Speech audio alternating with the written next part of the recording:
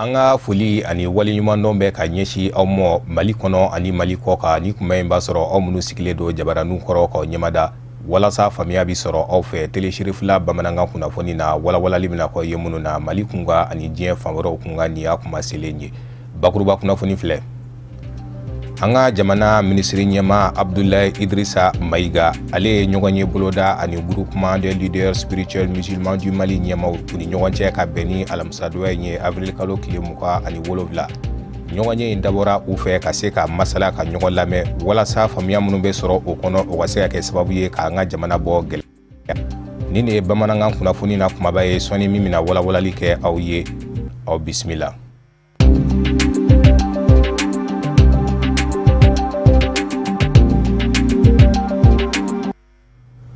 Jamana minisiri ɲɛma Abdoulaye Idrissa Maïga a ye ɲɔgɔn ye boloda ani groupement des leaders spirituels musulmans du Mali ɲɛmaw ni ɲɔgɔn cɛ ka bɛn ni alamisadonya ye avril kalo tile 27. Ɲɔgɔn ye in dabɔra minisiri ɲɛma fɛ ani groupement mɔgɔw u ka se ka masala ka hakilina falen-falen kɛ walasa bɛnkan minnu mana sɔrɔ o kɔnɔ o ka se ka kɛ sababu ye an ka jamana kabini sanga a bi gɛlɛya minnu kɔnɔ a ka se ka bɔ o gɛlɛyaw kɔnɔ. An ka maa minnu ye a kɛnɛ sɔrɔ Sirifila Jabarani tɔgɔ la o ye Kafunɛ Bacili a n'a ka jatala Samba Traoré.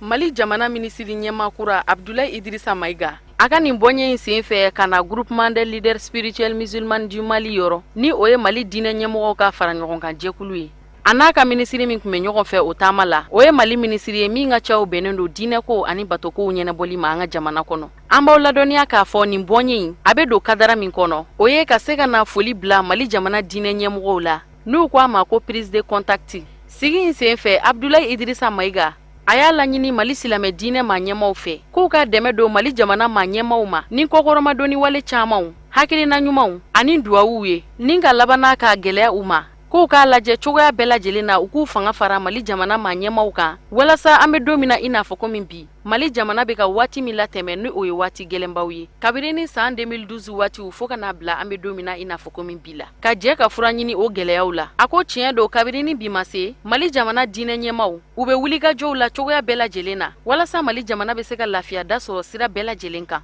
Kɔrɔfɔlaseginw la Mali jamana diinɛ ɲɛmɔgɔw ka fara ɲɔgɔn kan jɛkulu groupement des leaders spirituels musulmans du Mali u y'a jira k'a fɔ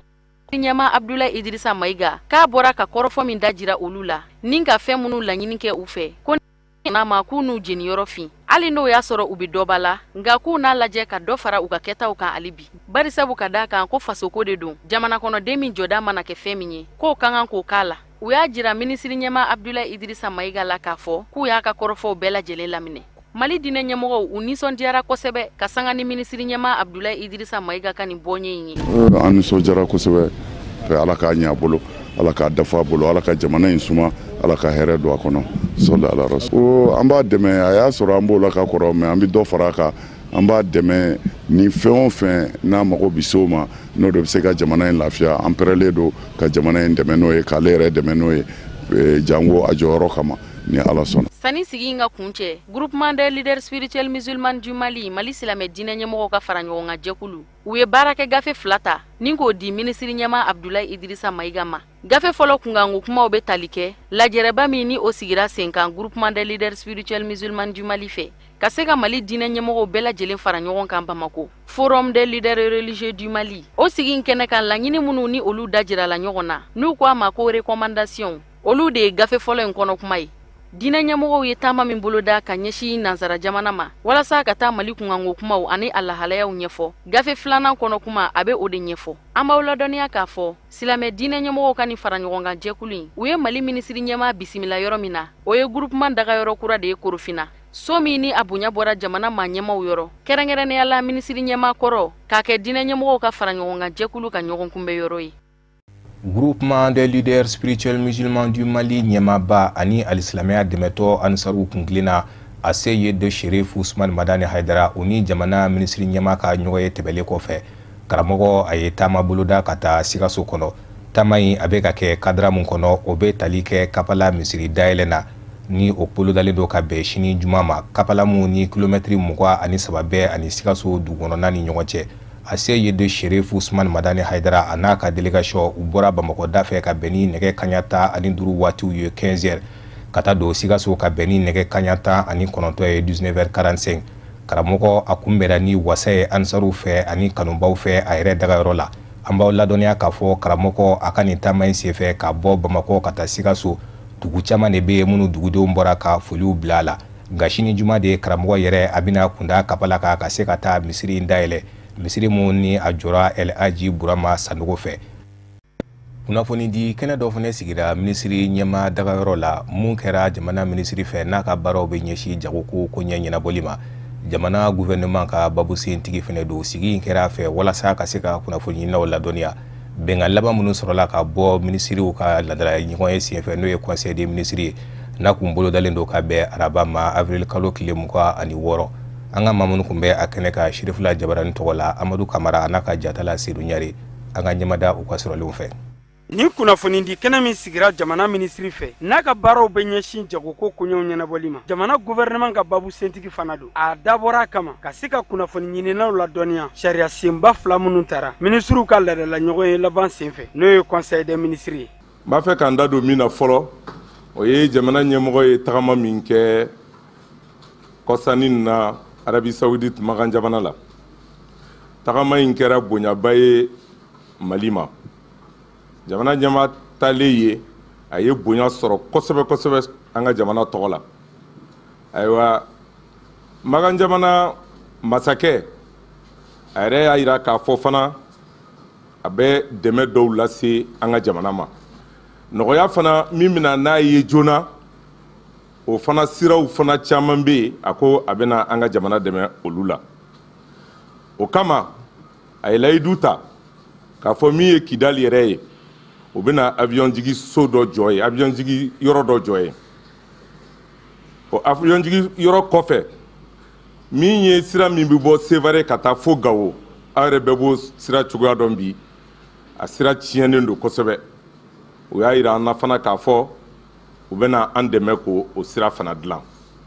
Minisiri ka nin kunnafoni di kɛnɛ in senfɛ a da sera sariya belebele 2 minnu tara n'o dɔ bɛ tali kɛ ka ɲɛsin minisiri so min ka ca bɛnnen bɛ buna hadamadenw ka lakana ma. Ministre de la sécurité et de la protection civile ale ni minisiri so min cɛsirilen bɛ duguba dilanni ani jamana kɔnɔdenw ka koɲɛw ɲɛnabɔli ma. Ministre de l'aménagement du territoire et de la population walasa k'u hakili don baarakɛminɛnw na min b'u ka baaraw sabati u bolo.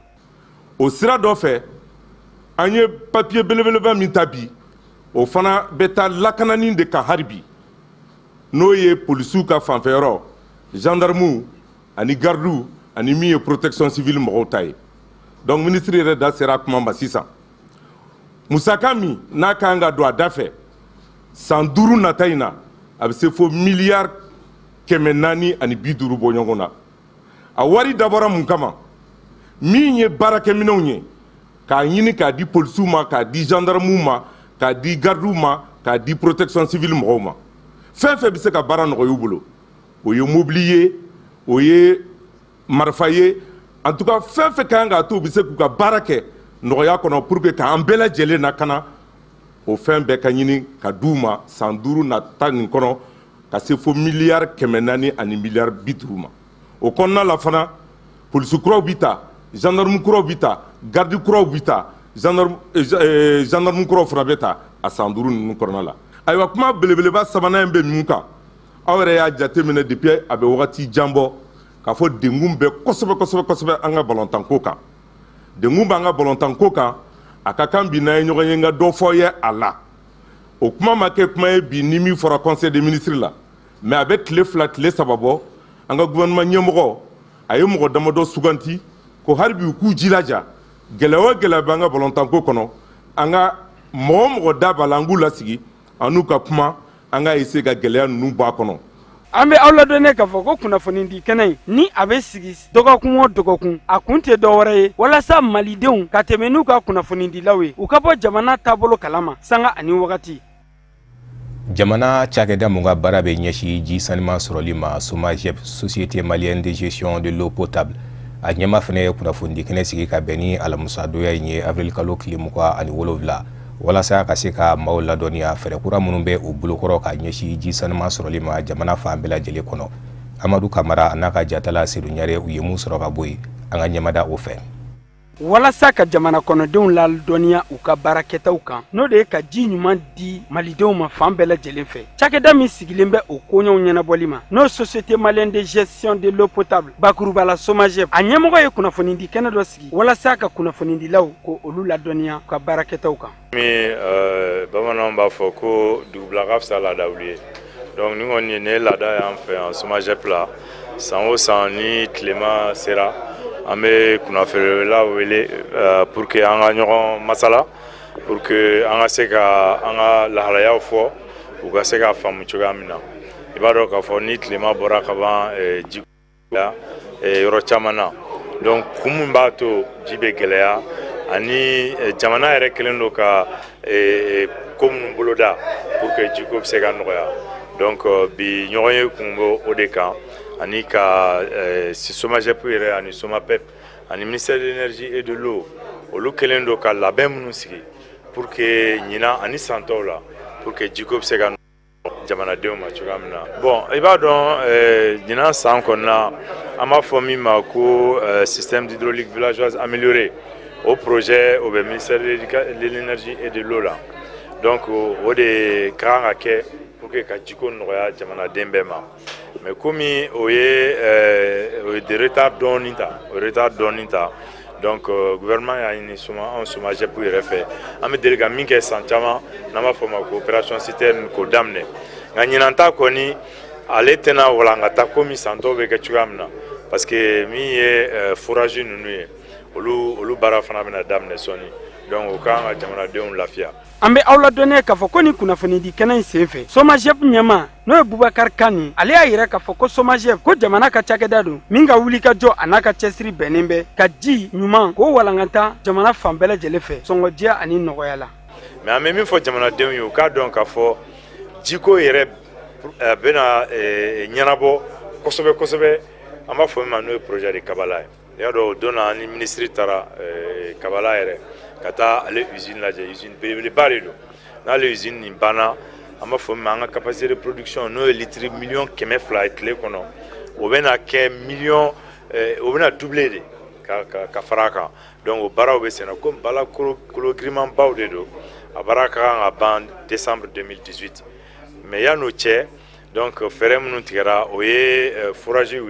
minnu bɛ kɛ quartier reculé la ani projet wɛrɛw bɛ yen ni Société Malienne de Patrimoine de l'eau potable n'an b'a fɔ ma ko SOMAPEP n'olu bɛ k'o kɛ o ni gouvernement o bɛ k'o kɛ. An ka kɔrɔfɔ laban min ye k'aw fɔ ka waleɲuman dɔn ka yira aw la k'a fɔ SOMAGEP kɔni bɛ yan jamanadenw de kama an tɛ yan an yɛrɛ kama Mali ɲɛmɔgɔw de y'an sigi yan pour que an bɛ se ka baara kɛ cogoya min na ka baara kɛ ni jɛya ye ka baara kɛ ni tiɲɛ fana. An b'a yira aw la k'a fɔ ko SOMAGEP a ka cɛsiri n'a ka wulikajɔ sen fɛ a kɛlen bɛ ka baarabaw boloda walasa nin funteni wagatiw la jiko gɛlɛya o kana maa si sɔrɔ.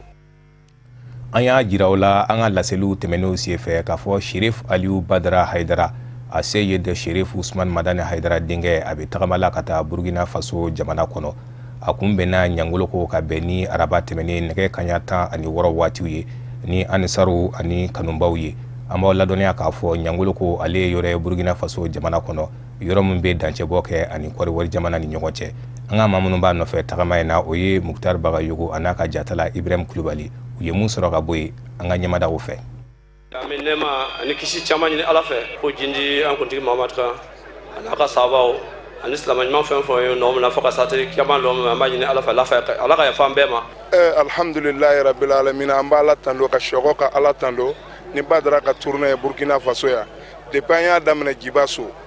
ayiwa ka na fɔ Dedugu ka bɔ Dedugu ka taa Kunmara ka bɔ Kunmara ka taa Tugan ka bɔ Tugan ka na ayiwa Gasan ka bɔ kɛra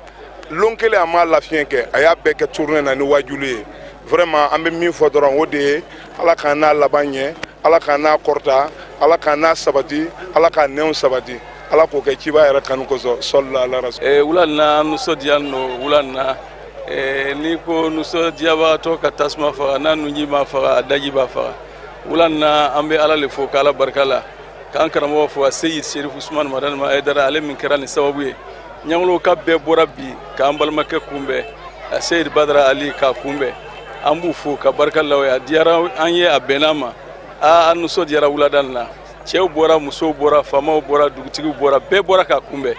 vraiment an b'u fo ka barika la o ye an b'a ɲini Ala fɛ a bɛna wajulu min kɛ su na faamuyali ko ɲuman Ala k'o d'an ma vraiment ka bɛɛ lajɛlen fo an ɲuman nana hɛrɛ la ka bɛɛ ɲuman segin hɛrɛ la Ala k'o k'an ye nisɔndiya min b'an kan bi an tɛ se k'a fɔ ka se a dan na mais an b'an karamɔgɔ to yan k'an foli lase an karamɔgɔ ma a n'a ka denbaya bɛɛ lajɛlen ka silamɛ bɛɛ lajɛlen fo ka nabaga bɛɛ lajɛlen fo ka kunbɛlikɛla bɛɛ lajɛlen fo Ala ka su na wagati yira an na an ka sigi kɛnɛ kan ka wajulu lamɛn ni Ala ka jɛ ye.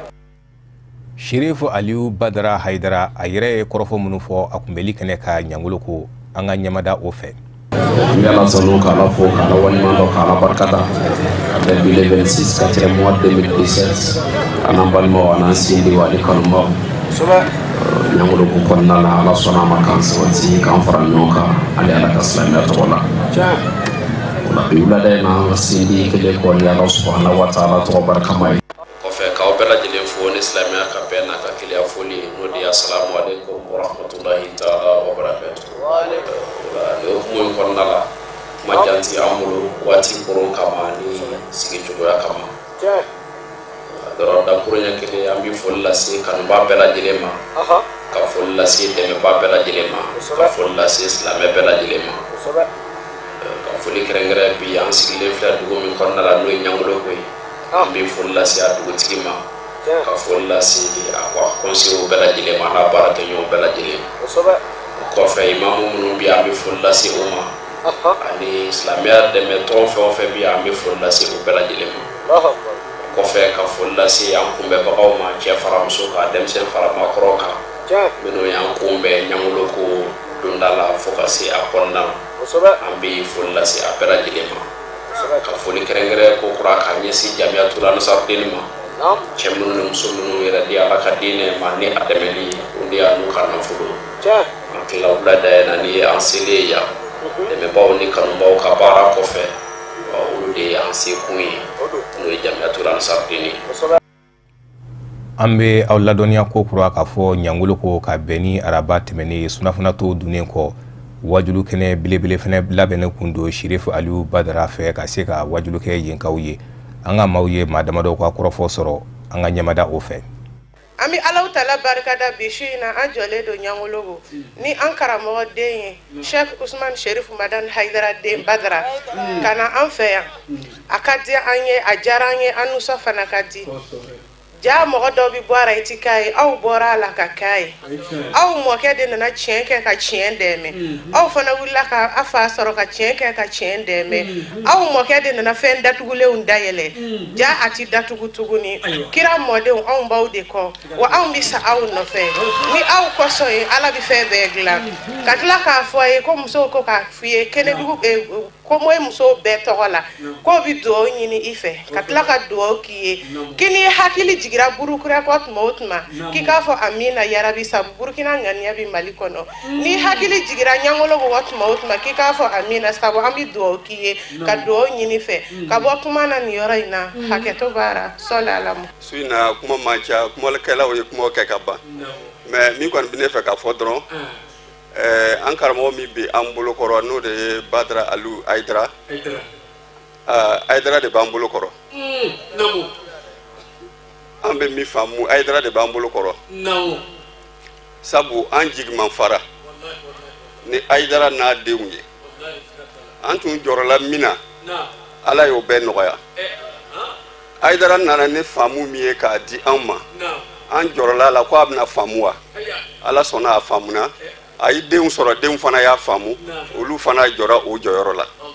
o la an jigi ka ɲi silamɛ bɛɛ jigi ka ɲi donc an bɛ Ala fo ka Ala barika la Ala waleɲuman dɔn Ala ni ce Ala y'an bonya n'Ala sɔnna nin taasira nin a tɛ tunu bilen an bɛ dugawu kɛ hali bi Ala k'a sabati Ala k'a jidi an nisɔndiyara an wasara n'u ye ni Haidara n'a denw ye Ala ni ce Ala barika a kɛtɔ fini kan sɔli Ala ma. O de bɛ an sɛnsɛn ka se diɲɛ fa wɛrɛw kibaruyaw ma karamɔgɔ Musa Fɔnba a bɛ walawalali caman k'a ɲɛ.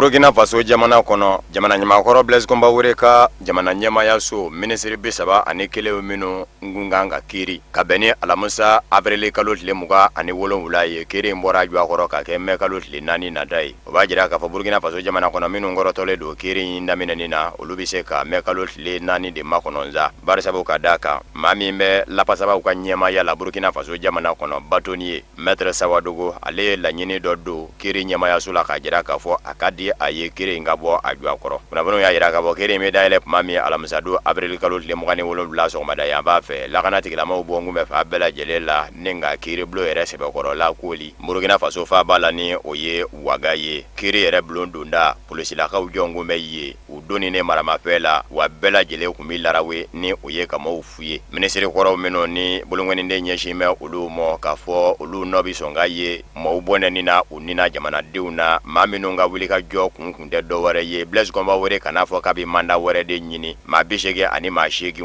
jiram buguma be ola okunye lakana ko ministre ye bonyensa arsena ye ale fene kunye yelema minga kado fanga bonda ula o ministre ye Alain Edouard Traoré okunye kuna foni ngo ministre ye olubela jele kumekene ka kire blola wa ministre nyema mingumbe jamana kuna odo Blaise Compaoré ga fanga binza Adolphe Chao ale re kumekene ka mamuga ani duru nyona ministre korawula Blaise Compaoré ka ministre olu de yera kene ka nga bisaba ani kilende weleledu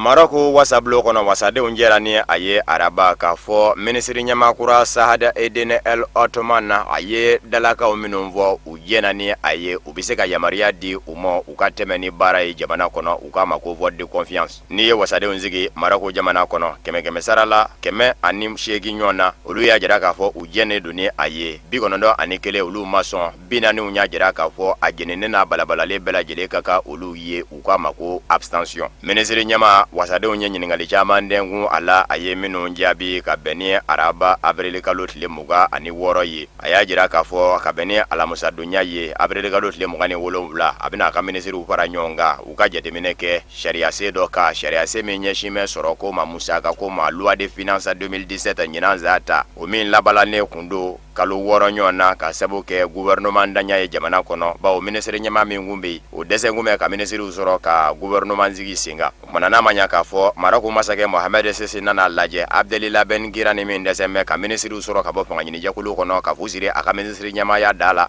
ninga nani aka fanganyini jakulu ma wore ye minya ka danga ye Sahada Edine Al Ottoman ale ka bara bina kefe minye loi de finance ukase kudado alaka jetemineke akunga amawla dunia ka fo ministre nyama koro Abdelila Ben Kiran ani ministre nyama kura min blale lenia anona Sahada Edine El Ottoman ubela jele fanganyini jakulu kele maudeye uko fanganyini jakulu mima ko PJD Parti Islamiste Justice et Développement olu keme ka islamaya dine berefini bere uka fanganyini jakuluka wakabini sa 2011 olu debe fangana ka sabuke wasadenziki kala taula olu de keme ka seba yauta kana se bimo nga gouvernement ngura ingono kokura mimbela oyede masake Mohamed Sis ministre chamambe oye ayere masuruna mawiye minu nde fanganyini jakulu PJD mawiye uko minu moko technocratie mafamu nyane mbaudo bara nyedobe ula utafanganyini jakulu kono nga Maroko masake Mohamed Sis masuruna maudo chama debe gouvernement ngono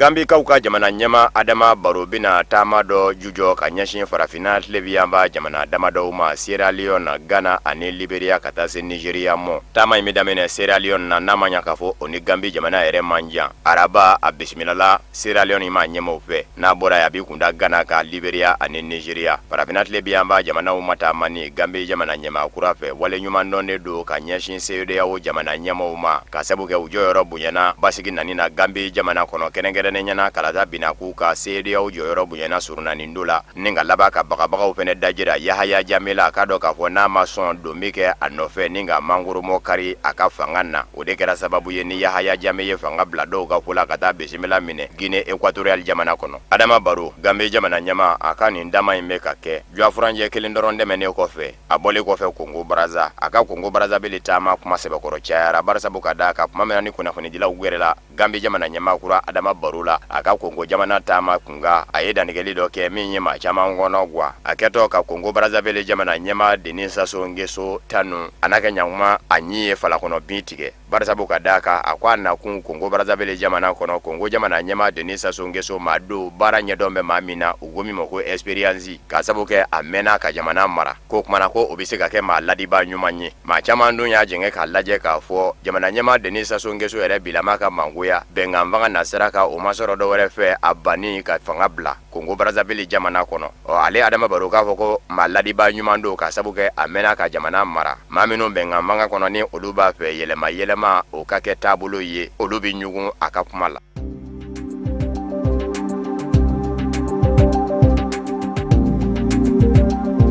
Chadi jamana nyama koro Isen Abre ale menga kero jalatigira san 2016 ka jira ka fo shikaso aboke perpétuité prison à vie akala pasaba okunye ajira ka fo umaje ni jabi bocho ye ka bi ugo fe memo ko appel ni oye halibi angata fanwere fe siginga ke aka o fene kiriblo fene nambe ajira bi ka fo kiri folo ye fe memo ni oye shikaso ye condamnation à perpétuité prison à vie shikaso okele mamene ne bitu ga yoro kele mini okoni mbira ka bo Chadi jamana nyama koro Isen Abreka oye ambalaka o meno nya jira ka fo aka fanga kono walikele aka fanga bindo wuli ka jo minu ngera ni mo fara cheve ko bingera oluka o mama mine anofe Isen Abre shibe sambi wolobla anisa nani na bi abina aka kaso ke nyanguma Senegali walikele farafina toma Union Africaine jamana dokono yoro wore mi mene be noni obisi ka fokula maminu me noni olu tonyona aka fanga kono toromonyo minganka jo olu ye ukama ko reparation ufene nyeka nganyini barasabu kadaka sa 2016 juillet kalo le mogani ngonondo akakiru bi jala tege kuma mina jala ki binaka ka fo na folo bolila ninga ma tonyo ne unyeji che ko ero wari wa bisabaka ka ngusara.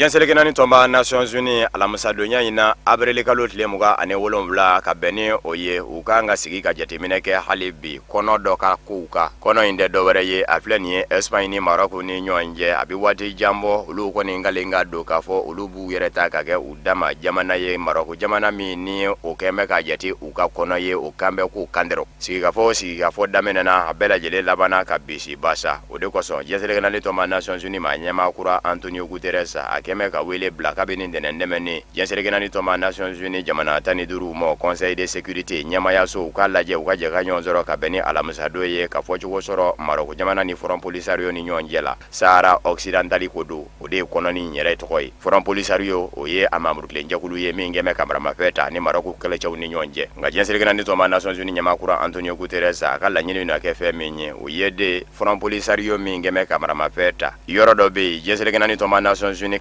bambla bulala mandigu minu nambe basigila kaski bleu ulu keme ka yenge bana miningala maye fauni nyonje Front Polisario na kamara mafe nambe yi Maroc jamana ere fene kumbe yenga fora Maroc ye kwa ki kotoro mabo minge asono mo nga Front Polisario keme ki murukuru ndakuya okuma bena nyini Front Polisario de fe akalla je ki kotoro mabo yoro ina François Deladra ni oye frazika ukala sigidenye jenseleke na nitoma Nations Unies na ale ayira ka fo la nyini ngoni nye fe minye sigi ka fo bisika ke damu nye chuo mina kasika gule ye nyana boko de ko kumi ame awla dunia ka fo bebe na surna ni dombate kono ingunga jenseleke na ni bolo ukomeno mako mediateur walikele émissaire des Nations Unies bawo mami ngumbela Christophe Ross Ameriki jamana den ale kunjala kiledo Front Polisario fe ka fo abeka deme Maroc jamana fe ninga bi uluka sigika fo ula ukera sababu ye jenseleke na nitoma Nations Unies ke ale wuli ka bo ajoyoro la makura na ndeble anona ngama chama ngema ka jara ka fo mami mina bla anona obesonga ke almainga uka jamana nyama korodo ye mimi wule ko orsa couleur.